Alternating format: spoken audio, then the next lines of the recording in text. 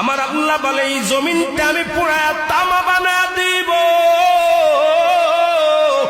এই জমিনের মধ্যে যত পানি আছে পানিগুলো আমি আল্লাহ পুরায়া ছাই বানা দিব।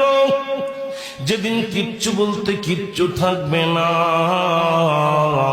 সেদিন থাকবে শুধু আমার আল্লাহ।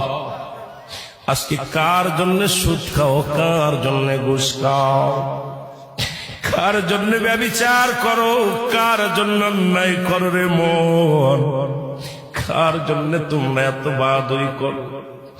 আরে আজকে একটা কথা বলতে গেলে কষ্ট হয়। এই জমিনটা আল্লাহ পুরায়া তামা বানায়া দিবে। এই জমিনের মাটিগুলো পুড়ে হবে তামা। এই জমিনের যত পানি আছে পানিগুলো পুড়ে হবে ছাই। এই দুনিয়ার মধ্যে কিচ্ছু যেদিন থাকবে না, ওই তুরস্কের কত বাহাদুর, কত টাকাওয়ালা মিনিটের মধ্যে 30 সেকেন্ডের ভূমিকম্পে পথের ফকির হয়ে গেছে, রাস্তার ভিখারি হয়ে গেছে।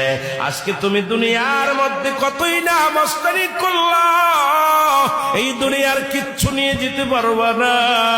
এই মুসলমান 1 নাম্বার মানুষ।